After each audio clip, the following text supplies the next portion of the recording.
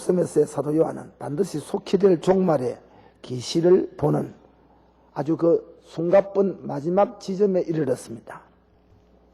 지금 그는 일곱째 나팔 재앙에서 나온 일곱째 대접 재앙을 공개 중에 있습니다. 그는 지난 주일 밤에 우리가 큰 음녀 혹은 여자 혹은 땅의 음녀 혹은 가정한 것들의 의미 등등의 이름을 가진 여자의 정체, 또 다른 말로 바벨론, 큰 성 바벨론, 견고한 성 바벨론의 정체가 무엇인가 우리 생각했습니다. 오늘 밤에는 그러한 음녀, 세상 문화, 세상 역사지요. 이 세상 문화와 세상 역사를 등에 업은 그 음녀를 금잔을 가지고 가정한 것들의 술을 손에 들고 세상 만국으로 돌아다니면서 세계의 정치, 경제, 사회, 문화, 종교, 교육 방면 여러 각계각층의 지도자, 리더들을 취하도록 만드는 이 음료를 태운 짐승의 정체가 무엇이냐. 오늘 밤에는 바로 계시록 17장 7절에 천사가 가로되 여자와 그 탐바 일곱 머리와 열 뿔 가진 짐승의 비밀을 내게 이르리라. 그럼 그 음녀를 등에 태운 짐승의 정체가 뭐냐? 첫째로 그 이름입니다. 그 이름. 17장 7절에 보니까 일곱 머리와 열 뿔 가진 짐승이다. 여기 머리가 일곱이란 말이 아니고 일곱째 머리와 열 뿔 가진 짐승. 이렇게 머리가 일곱이란 말이 아닙니다. 일곱째 머리와 열 뿔 가진 짐승. 이런 말이. 그게 뭐니까 일곱 머리와 열 뿔 가진 짐승. 그랬습니다. 또 17장 9절에는 그 일곱 머리, 또 일곱 산. 그 다음에 일곱 산을 또 말하기를 여자가 앉은 곳이라. 여자가 앉아있는 장소가 일곱 산이다. 그것과 같은 말이에요. 여자가 우리가 짐승에 앉아있죠. 짐승 등에 앉아있습니다. 여자가 앉은 산을 일곱 산이라. 짐승을 다른 말로 말할 때 일곱 산이라. 그래. 그 다음 17장 10절에 또 일곱 왕이라. 임금이 일곱이라는 말이 아니고 일곱 번째 왕이라 이 말입니다. 일곱 머리, 일곱 산, 일곱 왕. 그러니까 이 짐승의 이름은 일곱 왕, 일곱 번째 왕, 또 일곱 번째 머리, 또 일곱 번째 산, 이런 뜻입니다. 이런 산이다. 이름이 일곱 산, 일곱 머리, 일곱 왕, 이런 이름을 가지고 있다. 여러 가지 이름을, 음녀 이름 가지고 있듯이, 또 여자 이름 가지고 있듯이, 땅의 음녀, 거룩한 곳에 가정한 의미, 바벨론, 큰 성 바벨론, 견고한 성 바벨론, 여자가 이름이 여럿이듯이, 이름이 다양하다 말은 그 이름에 따라서 행동하는 그런 여러 색깔의 얼굴을 가리킵니다. 여러 가지 색깔과 모양을 가리키지. 여기 일곱 산, 일곱 머리, 일곱 왕도 내나 같은 놈인데 다르게 이름을 나타내고 있다. 둘째로 무엇을 하는 놈이냐, 무엇 하느냐, 이런 말들은 목사가 말하면 성경이 말해준 대로 자꾸 쳐다봐야 돼. 17장 9절에 지혜 있는 뜻이 여기 있으니 무슨 말이요? 일곱 머리는 여자가 앉은 일곱 산이라. 어떤 사람이 여기에 지혜가 필요하다 이거죠. 일곱 산, 일곱 왕, 일곱 머리, 그리고 그 위에 등에 엎인 여자, 이것을 깨닫는 데는 지혜가 필요하다. 여기에 하나님의 성신의 지혜를 받아야 된다. 지혜가 필요하다. 17장 10절에 또 일곱 왕이라, 그 다음 일곱 왕인데 다섯은 망했다. 아주 중대한 말. 다섯 마리는 이미 지나가, 이미 죽었다. 왔다가 죽었다. 짐승으로 하다가 죽었다. 다섯 마리가 한참 죽었단 말 아닙니다. 한 마리 먼저 죽고, 두 마리 그 다음 죽고, 세 마리, 네 마리 쭉 역사적으로 진행되는 과정에 다섯 마리는 이미 죽었고, 그 다음 하나는 있고, 아주 중대한 말. 사도 요한 당시에 한 마리가 아주 살아있다. 있고, 그 다음에 중대한 말, 다른 이는 그 마지막, 이제 다섯이 망했고, 다섯 마리가 먼저 망했고, 한 마리 있고, 여섯 번째지요. 있고, 그 다음에 반드시 앞으로 올 짐승이 한 마리 더 있다. 그게 일곱 번째 짐승이다. 한 번 더 말합니다. 사도 요한에게 분명히 말하기를 사도 요한이 지난날에 다섯 마리가 죽었다. 이미 과거에. 현재는 자기 시대에 한 마리 짐승이 살아있다 이겁니다. 6마리죠. 그럼 사도 요한은 6번째 짐승 때 살았다 이 말이죠. 그 다음에 반드시 앞으로 이르지 아니했는데 반드시 이를 역사상에 다시 나타날 마지막 7번째 짐승이 있다. 이것이 7산이요 7왕이요 7머리다. 그런 말입니다. 그 반드시 이러면 잠깐 동안 이놈이 세계를 지배할 것이다. 옛날에 애굽이 세계를 지배하듯이 바벨론이 세계를 지배하듯이 로마가 세계를 지배하듯이 7번째 머리가 나타날 때 이놈이 세계 패권을 잡고 세계를 한번 흔들 것이다. 똑똑히 들으세요. 여기 짐승이라고 이름한 사실에 우리 유의해야 됩니다. 우선 다니엘서에 우리가 이미 4마리 짐승을 봤습니다. 그 연속입니다. 하나님 없는 무신론 사상, 하나님 없는 유물론 사상, 하나님 없는 진화론 사상, 하나님 없는 우상 숭배 사상을 가지고 세계 정치와 경제와 문화와 예술을 지배하는 무신론 정치, 무신론 예술, 무신론 문화, 유물론 정치, 유물론 문화, 유물론 역사 그런 겁니다. 이성 없는 짐승처럼 하나님 떠난 세상 나라는 영적으로 하는 말이죠. 짐승이다. 꼭 기억해야 됩니다. 근데 여기에 이 다니엘에서 말한 세계 패권주의 국가 그 짐승 우리가 생각했습니다. 그런데 일곱 번째 나타날 짐승에게는 머리가 큰 머리가 하나인데 그 머리 옆에 뿔이 10뿔이야 이 말은 하나 둘 서 있는 다섯 여섯 일곱 여덟 아홉 열 그 말이 아니고 무수한 뿔들이 셀 수 없는 무수한 뿔들이 7머리를 중심하고 모두 다 이렇게 뻗어져 있다 입니다. 7머리를 중심하고 무수한 뿔들이 7머리에 붙어 있다. 10뿔이라 말은 또 뿔이 10개도 이 말 아닙니다. 무수한 뿔들이 7번째 짐승을 중심하고 뿌리를 거기에 받고 나타나 있다.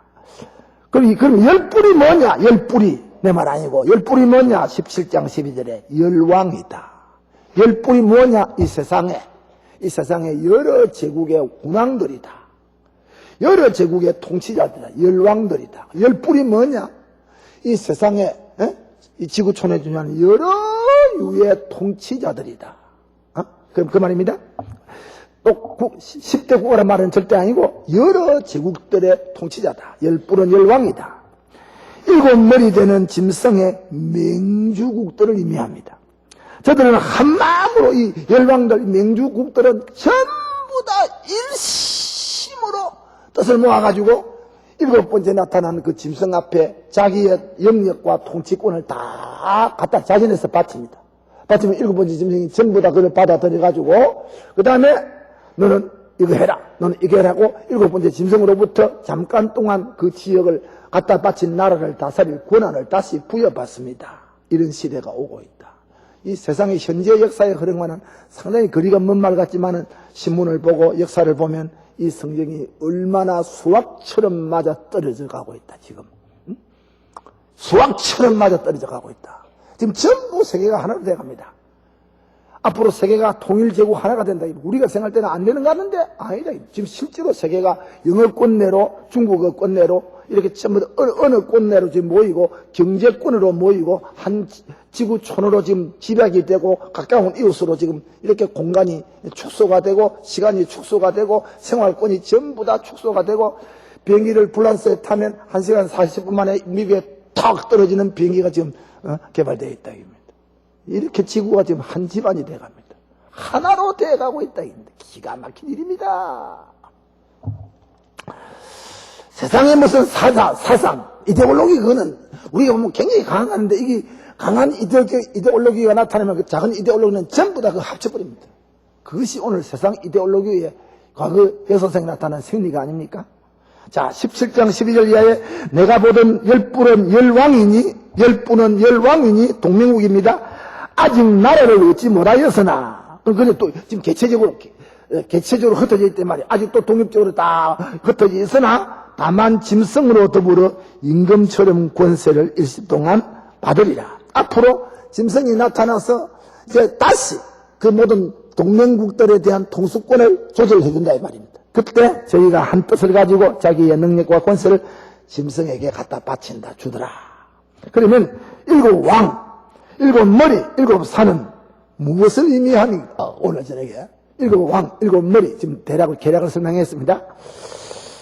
이것은 늘 말했습니다. 역사상에 나타난 적기독, 그리스도를 대적하는, 교회를 대적하는, 하나님을 대적하는 일곱 번째 세계 패권주의 국가를 가리킨다.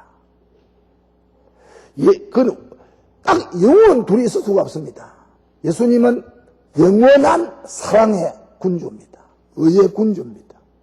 여기에 예수님의 왕대심의 도전에 대결하기 위해서 이 세계를 하나로 뭉쳐가지고 두 지도자, 사탄과 짐승과 그리스도가 싸워야 됩니다. 이것이 역사의 종말입니다.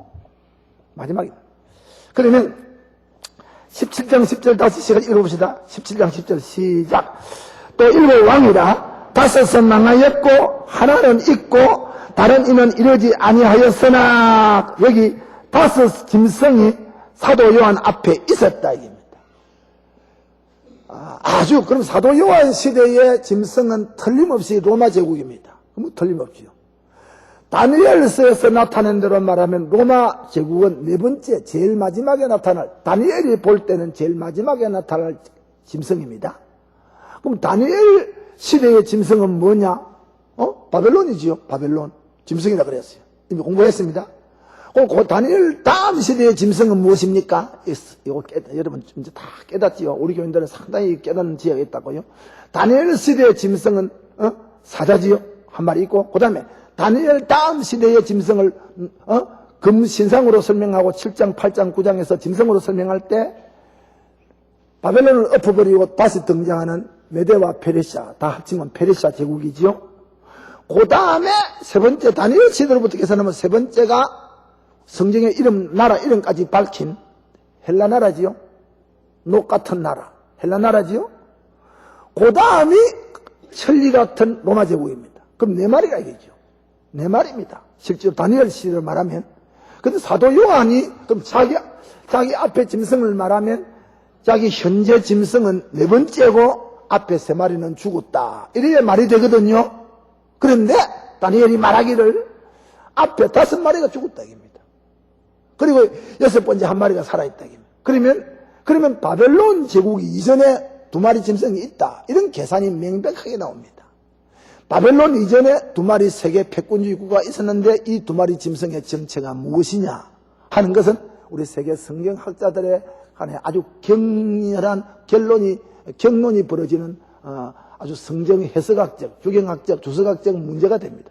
성경신학적으로도 문제가 됩니다. 그런데 저는 저는 그런 학자들과 싸움하기 전에 벌써 제가 옛날에 부산대학교 다니면서 성경을 보면서 이거는 제가 성경에서 이미 페르시아 다 나오는 게니까. 그거는 앞에 아수르다, 애굽이다. 저는 딱 그래요.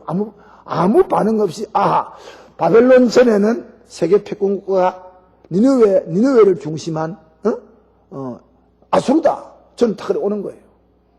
그 다음에 또 제가 부산대학교 다닐 때 깨달은 겁니다. 그 다음에 또 앞에 말하면 그는 이스라엘 백성을 괴롭히던 애굽이다. 모든 세계 역사는 구속사와 관계되기 때문에, 구원 역사와 선민 구속사와 관계되기 때문에, 이 세계 역사는 선민 구원의 무대이기 때문에, 그럼 선민과 관계되는 세계 패권국가는 애굽이다. 애굽이 첫째 짐승이다.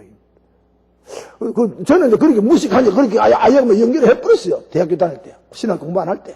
그런데 나중에 신학교 가서 이제 공부를 해보니까 이게 학자들 간에 엄청나게 심각한 문제예요. 바벨론이 짐승이다, 페르시아가 짐승이다, 헬라가 짐승이다, 로마가 짐승이다. 이건 아무 이상은 왜 성경 본문에 다니엘서에 있으니까. 이건 학자 간에 아무 이상인데, 그 앞에 짐승에 대해서 신바벨론, 구바벨론, 구애굽, 신애굽하고 복잡한데, 그걸 복잡할 필요가 없어요. 제가 볼 때는. 제가 볼 필요가 없고, 바벨론 앞에는 세계 패권국가가 니느웨를 서울로 하면서 북쪽 이스라엘을 침략하고 남쪽 유다를 침략했던 짐승 아수르다. 아수르 앞에는 이스라엘 백성을 괴롭혔던 애굽이다. 그러면 딱 짜르르 나온다고요. 그런데 다니엘서처럼 애굽이 짐승이다. 아수르가 짐승이다. 이렇게 딱 못을 박았으면 학자들이 잔소리 안 할 게 있는데, 앞에 2마리 짐승에 대해서는 다니엘서의 4마리 짐승처럼 깨끗하게 못을 안 박았다고요. 그러니 학자들이 또 주책을 부리는데, 우리는 이 5마리가 뭐냐 할 때 지금 정돈한 것처럼 첫째 짐승은 애굽이다. 애굽은 선민들을 죽이려고, 아브라함의 씨들을 전부 다 죽이려고 바로왕이 남자를 다 죽이라고 하는 살라마 정책을 감행하던 그런 무서운 짐승의 생각입니다. 이스라엘은 이 애굽이라고 하는 바로왕의 짐승의 부르짖음에서 살려달라고 하나님께 기도하게 되었습니다. 하나님은 이스라엘을 이 애굽의 바로왕의 이 부르짖음, 이 짐승의 아가리에서 모세를 통하여 건져내었습니다. 애굽은 하나님 백성을 대적한 짐승이다. 7마리 짐승을 말할 때 하나님은 세계를 7마리 짐승으로 설명하고 있다. 물론 세대주의자들이 말하는 7세대가 절대로 아닙니다. 7세대가 아니고 7마리 짐승 애굽이다. 첫 번째가 애굽이다. 둘째 짐승은 아수르이다. 아수르. 그의 수도는 니느웨입니다. 그런 선민 학살의 주모자였습니다. 아수르는 침략과 우상숭배로 하나님의 대적이 되었습니다. 성경은 그를 가리켜서 아수르를 수사자 혹은 암사자 혹은 마술의 주인된 아리따운 기생이다. 음행으로 열국을 미혹하고 마술로 세계 열국을 미혹했다. 하나님은 아수르의 대적이 되었다. 아수르를 짐승으로 묘사하면서 마술과 음녀, 우상숭배입니다. 구약에서 말하는 그 음녀라고 하는 사상은 주로 영적으로 하는 말인데, 하나님 외에 다른 신을 섬기는. 그러니 아수르가 우상과 마술은 그 당시 문화의 유행입이죠. 그 당시 마술적인 매력이 있는 그 당시 시대의 아수르 문화와 음녀, 우상 종교를 가지고 사마리아와 북쪽 이스라엘과 남쪽 유다를 괴롭히고 짓밟았다. 이런 의미에서 짐승이다.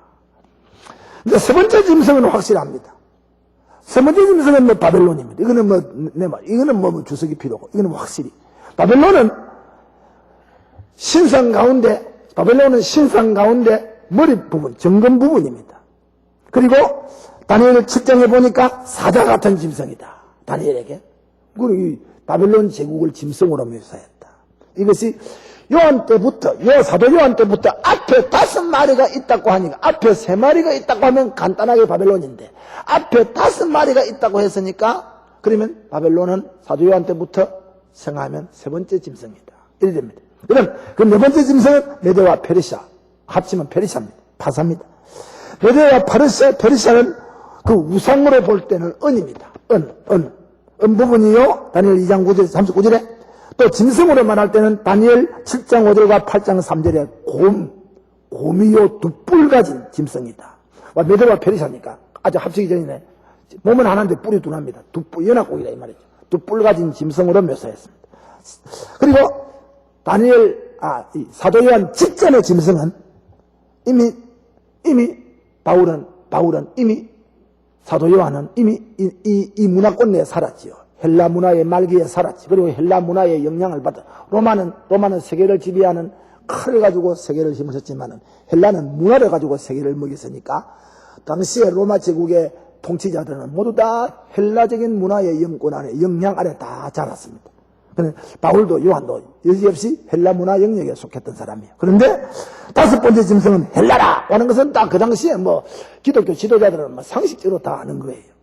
헬라는 다니엘서는 우상 부분 가운데 놋이지요. 동이지요. 그리고 표범과 수염소라. 다니엘 7장 6절과 8장 5절에 짐승을 말할 때는 표범과 수염소다. 짐승으로 헬라 제국을 짐승으로 묘사할 때가 됐다.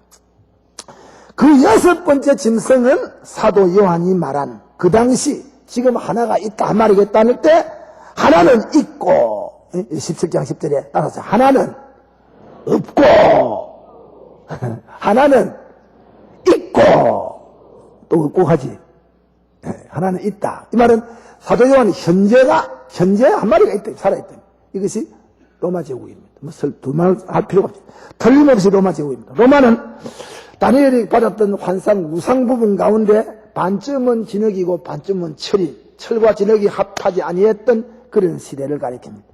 이것을 다니엘 7장 7절과 19절에 보니까 이 천리 같은 짐승인데 강하기가 그 이가 철이라. 그래서 그 한번 씹히는 것은 절대 안 나버립니다.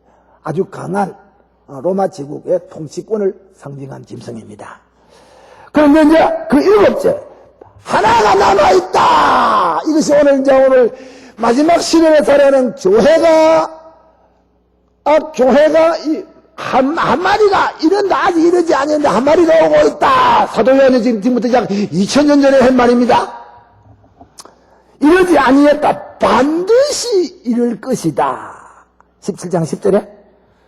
그러면 세상 역사의 마지막 패권주자 한 마리 짐승이 남아있다. 그놈이 적그리스도다. 우리 시대가. 그럼 여러분 생각에 목사님 지금 7번째 짐승이 출현했습니까? 아니면 앞으로 아직 출현 안 했습니까? 저는 자신만만하게 이미 출현했다고 믿는 목사입니다. 이미 출현했다가 이놈이 작전상 지금 후퇴하고 있다 이겁니다. 지금. 그러다 이놈이 다시 나타날 게 있는데 사람들은 생각에 성경에 나옵니다. 8번째 짐승이 온다. 그러지만은 7번째 짐승이 세계를 노리다가 독을 피우다가 잠깐 물러 앉았다가 그놈이 다시 다른 얼굴로 나타나니까 사람들은 8번째 짐승이라 하지만은 실제로 7번째 짐승의 2번째 얼굴이라 성경의 본문에 그러납니다. 저는 7번째 짐승이 나타났다가 지금 작전상 후퇴해서 잠적을 잠시 감추고 있다고 보는 목사오시다. 대체로 아직 이르지 않은 7번째 짐승의 정체가 그러면 무엇이냐? 앞으로 나타날 7번째 짐승의 정체가 나옵니다. 실제로 두 얼굴 가진 짐승이다. 7번째 짐승은 양면작전을 하는 두 얼굴 가진 짐승이다. 이놈이 출현했다가 다시 사라지고 또 다시 사라졌다가 다시 등장할 때 사람들이 본문 성경의 11절에 8째 왕이라고 했으나 11절에 전에 있었다가 시방 없어진 짐승은 8번째 왕이니 7 중에 속한 자라. 중대말 제가 멸망으로 들어가리라. 그래서 7번째 짐승을 8번째 왕 짐승이라 산이라고 사람들은 부르지만은 실상은 7번째 속해 전에 왔다가 잠시 들어갔다가 다시 나오는 2번째 재현하는 얼굴이다. 이건 7번째 짐승의 두 얼굴을 가리킵니다. 여러분은 역사상에 나타난 독일의 히틀러나 적게 말해서 역사상에 나타난 저 러시아 혁명 이후에 일어난 저 세계를 70년 동안이나 세계 지구 지도 3분의 1을 붉게 피로 물적게 만드는 공산주의나 지금 아직도 그 잔영이 남아있는 이북의 김일성이나 아니면 중국 세계 인구 지금 3분의 1을 차지하고 있는 중국 같은 나라는 유물론 공산주의인데 공산주의 같은 정체는 사실상 공산주의 국시와 사상과 그 행동 강령을 보면 다음에 또 나옵니다. 제가 말하겠습니다. 요한계시록 12장에 나오는 짐승의 활동과 꼭 같는데 이놈들이 세계를 제패하려고 하면 일났다가 세계 인구 지도 권한 3분의 1을 물들였다가 잠시 70년 후에 러시아를 중심한 공산운동의 본부가 약간 머리가 상처를 받고 지금 들어갔다 입니다. 지금. 그러나 앞으로 이름이 공산주의인지 무슨 주의인지 저는 그거는 모릅니다만은 러시아 공산주의 막스와 레닌주의 같은 이 무서운 철장 권세의 정치 강령을 행동 원리로 삼고 세계를 지배할 특공대가 나올 것이다. 7번째 짐승이 정체를 드러냈으나 지금 잠깐 대땅뜨시대라고 하는 안개 속에 묻혀 있다가 다시 하나님을 없는 무신론을 국시로 하는 범세계지인 하나의 통일국가의 패권자가 나올 것인데 그것이 공산주의인지 아닌지는 모릅니다. 또 다른 이름인지 모릅니다. 다른 이름이지요. 나올 것인데 저는 7번째 짐승이 출현했으나 지금 잠시 잠정적으로 대땅뜨라고는 안개 속에 묻혀 있다가 다음에 세력을 균합해서 다른 형태로 일어날 것인데 이것이 앞으로 중공을 중심하고 중동과 함께 중동을 중심하고 중동과 중국을 중심하고 러시아와 함께 마지막에 이 아시아권 내에서 인류 문화의 발상지인 중동과 아시아권 내를 중심하고 일어나는 그런 어떤 세계 블록이 아니겠느냐. 그때는 미국은 역사상에서 이제는 물러가는 사냥길에 오르지 않겠느냐. 목사는 그렇게 내다보고 있습니다. 그럼 다음 두 얼굴을 가진 짐승이다. 둘째로 10뿔 가진 7째 짐승이다. 10뿔을 거느린 짐승이다. 10뿔. 다시 말하면 많은 맹주국들입니다. 거기에 이제 미국과 소련이 대동해가지고 미국과 소련이 대결하는 대땅 뜻이라 두 영이 아니고 지금은 미국이 완전히 지금 세계를 지배합니다. 그러나 미국은 기독교적 국가입니다. 무신론적 국가가 아닙니다. 참, 미국이 세계를 지배할 때 그래도 우리는 행복하다고 얘기해야 됩니다. 앞으로 만약에 중공 같은 나라가 세계를 지배해, 만약에 중공이 미국 같은 현재 자리에 있다고 하면 우리는 가버립니다. 중공이 수사에 한국에 오고 쓸데없는 소리. 이봐, 들리나? 코래가지고 콧바람 하든지 하면 가버려. 전혀 없습니다. 그렇게 무서운 이빨에, 발꼬리 하나 가지고 하나가 까딱까딱 해버려 가버려. 그런 시대가 온다. 만약에 경우에 중공 같은 나라가 미국 같은 지금 이런 어떤 세계 지금 리더가 됐을 때 이 세계를 한번 생각해보라겠습니다. 상상을 할 수 없다. 상상을 할 수 없다. 중공이 자주 말하지 우리는 패권국가가 아니다. 우리는 전쟁을 반다. 이 말은 우리는 패권국가를 기다린다. 이 말입니다. 일본이 이 까불 사도 만약에 중공이 패권을 잡았더니 일본은 밤 새벽 1시, 0시에 쫓아가가지고 갖다 받쳐놓고 앞발 하다가 뒷발 비비다가 이럴 겁니다. 모르지? 앞발 비비는 건 팔이고 뒷발 비비는 건 폴입니다. 폴이. 모르지 무식해서 모른다. 가르쳐줄까? 일본생 하니까 이게 나왔다고. 경상도 사람이 서울에 왔어요. 옛날에 기차 있기 전에 같은 거 쓸 때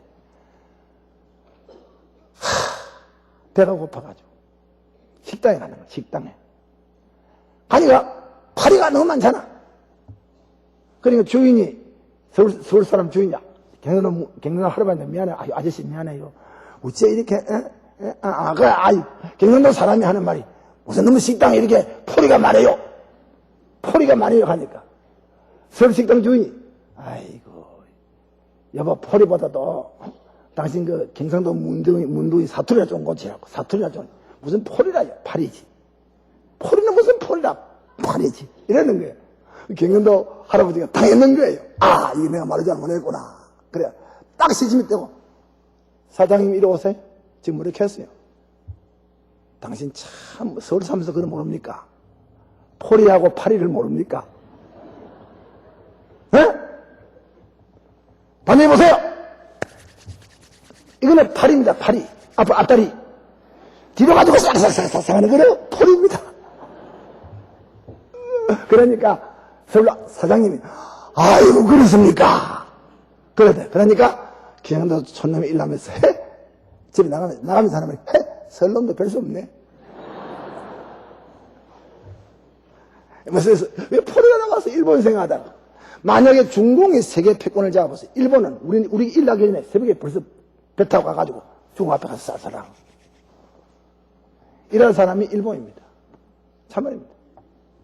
일본은 아주 사대주의 건성에 농후합니다. 자원 둘째로 10뿔 가진 짐승, 7째 짐승은 10뿔을 거느린 수많은 세계의 맹주국들을 거느립니다. 자원적인 맹주국들입니다. 여러분, 그래서 지금 보면 그래요. 지금 제가 아마 성경을 보면서 돌아가는 거 보면, 맞다. 이건 이데올로기 문제가 아닙니다. 옛날에는 이데올로기 가지고 싸움했지만, 지금 이데올로기 대결이 아닙니다. 달러 대결입니다. 무역 대결입니다. 먹고 사는 대결입니다. 달러 얘기는 무슨 이데올로기가 없다고요. 어떤 경우든지 돈만 버리고 나라가 유익하다 하면 이거는 이미 이념도 필요 없어요. 아무 필요 없어요. 뭐 그것이 민주주의든지 군국주의든지 그것도 관계 없어요. 자관 우리 지도자가 잘 붙어가지고 줄로 잡혀가지고 유력한 정부로부터 달러 물리 수입돼서 우리 잘 살도록만 하면 오케이. 이런 시대군. 달러 시대입니다. 배금주의 이런 시대니까 앞으로 이데올로기 가지고 대결한 시대가 아니다. 그러니 뭐 세계가 하나가 되는 거 맹주 그 왜 갖다 잡아봐요. 그 나라의 무역을 개설 안 하면 죽으니까. 계시록 18장에 나옵니다. 그 나라의 무역을 개설 안 하면 나라가 죽으니까. 무역 개설해서 살아남기 위해서 갔다가 예 나는 당신 따라가겠습니다 하면 그 패권주의자가 오케이 저 나라의 무역을 개방해라. 거래해라 이래 되는 거예요. 간단합니다. 우리가 세계가 우리 볼 때 뭐 다 자주 독립이니까 똑똑한 놈 같지만은 빙신들이 꽉 찼다. 자원에서 갖다 바친다. 국권을 갖다 바친다. 그러면 다시 이제 통수권을 받아가지고 잠시 동안 왕노로 한다. 성경에. 그러니까 7번째 나타난 짐승은 많은 맹주국들을 자원에 오는 맹주국들을 거느릴 나라다. 됐죠? 이 짐승의 출처가 어디냐? 이 짐승이 어디에서 나오느냐? 17장 8절에 무저갱에서 나온다. 17장 8절에 무저갱에서 나온다. 또 요한계시록 11장 7절에도 저희가 큰 증거를 마칠 때 무저갱으로부터 올라오는 짐승이 저희로 더불어 전쟁을 일으키고 저희를 이긴다. 여기 무저갱은 이런 텅 빈 음부의 공간을 가리키는데 이거는 지옥의 상징입니다. 이것은 이 계시록이나 다른 경우를 말할 때 여기 무저갱은 사탄의 본부입니다. 사탄에게로부터 지원받는 사탄의 센터입니다. 사탄 운동의 센터를 가리킵니다. 이것은 7번째 짐승이 사탄의 사촉을 받고 있다. 이제 다음 시간에 생각할 겁니다. 이 7번째 짐승과 위에 탄 음녀를 누가 뒤에서 리모컨을 잡고 조정하느냐 하는 겁니다. 무지개로부터 나온다. 이 짐승의 출처는 무지개로부터 나왔다고 하므로 완전히 사탄의 컨트롤을 받고 있다. 넷째로 이 7번째 짐승은 온 세상은 7번째 짐승의 출현에 원더풀 하면서 따라간다.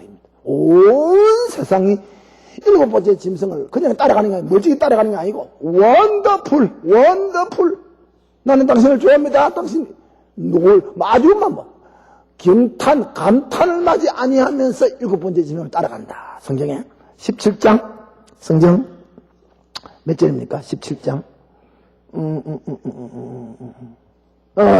8절입니다. 8절.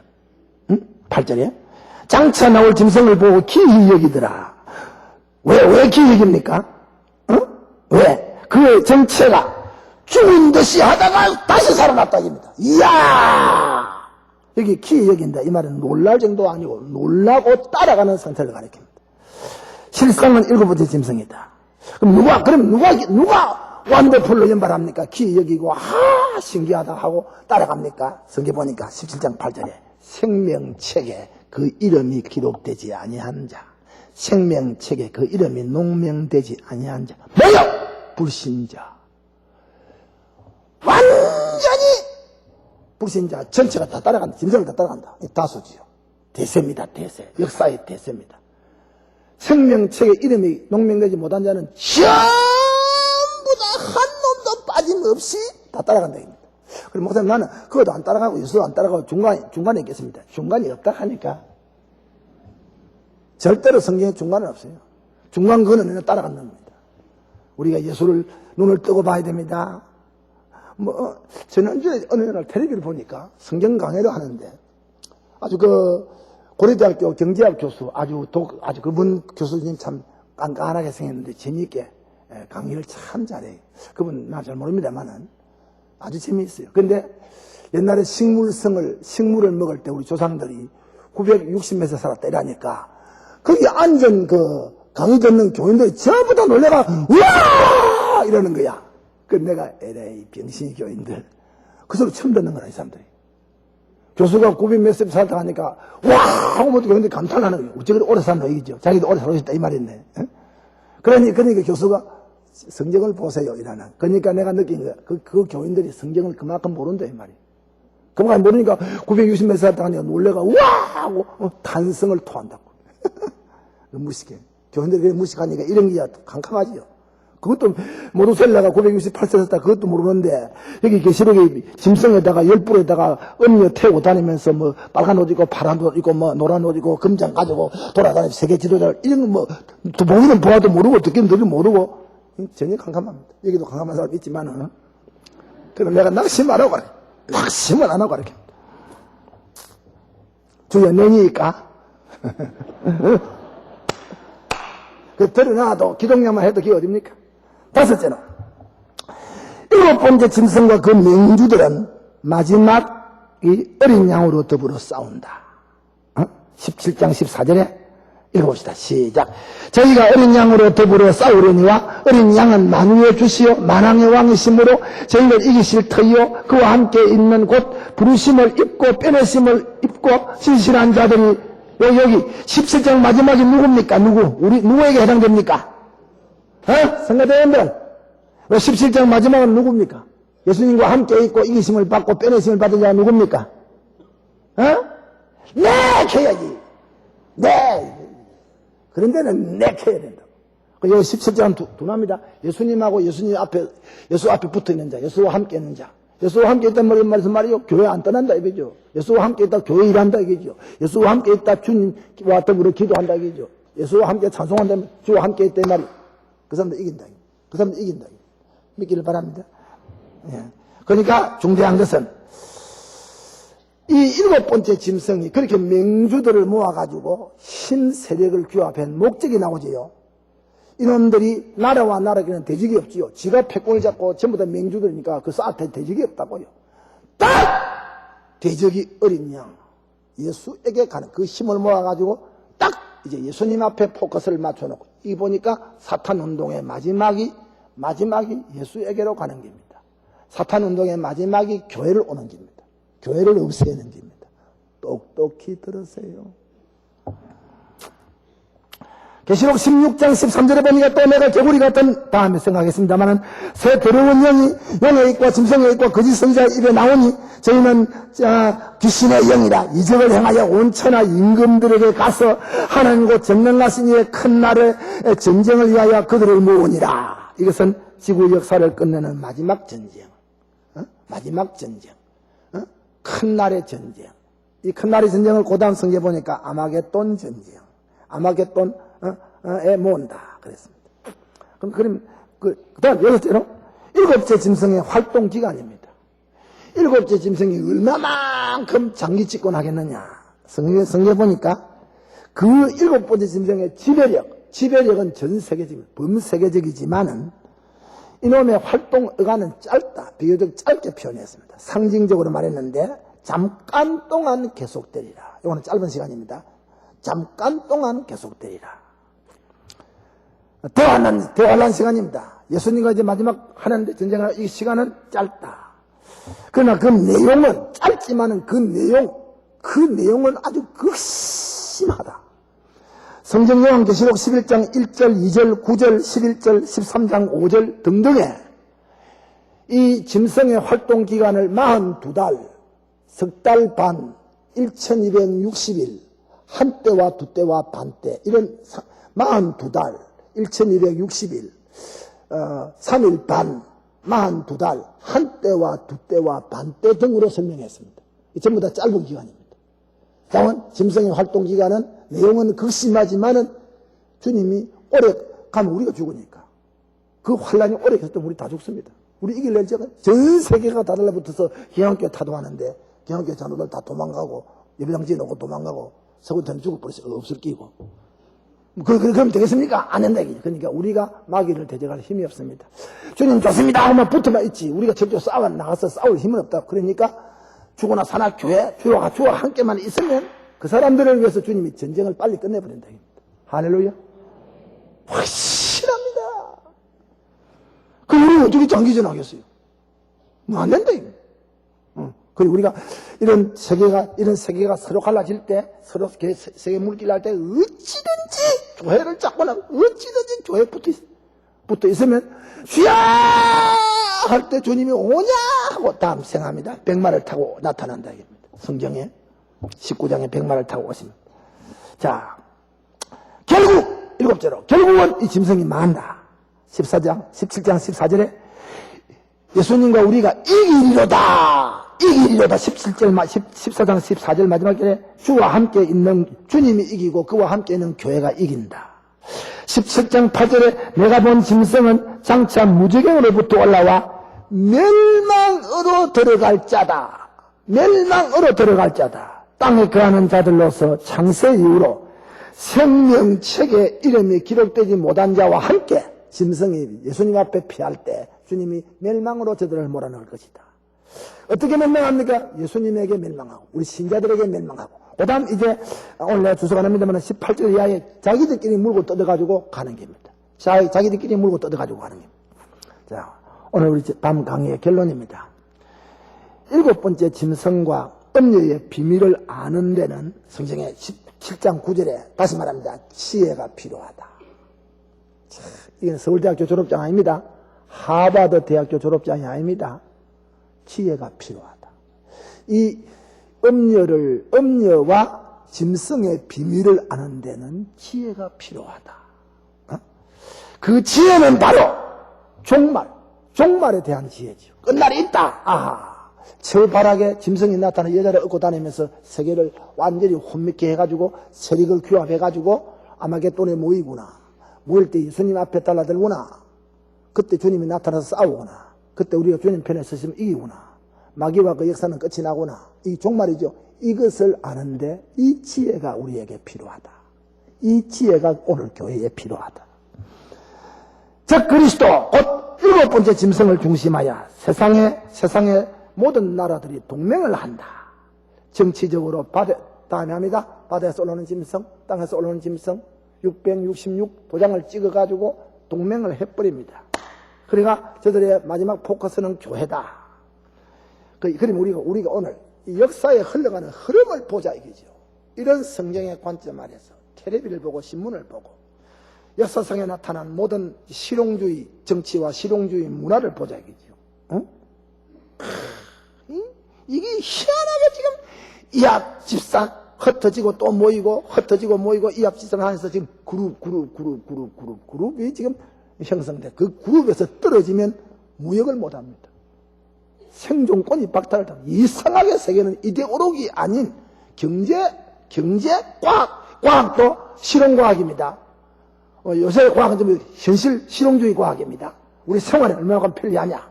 이런 실용과학입니다. 그러니까 과학도 막 정보 거래가 돼가지고 막 어디서 하나 발견하면 다 써먹고 여기서 하나 써먹고 온갖 안 죽는 거 좋은 거 오래 산다 하면 다 통하는 거예요. 팔아먹습니다.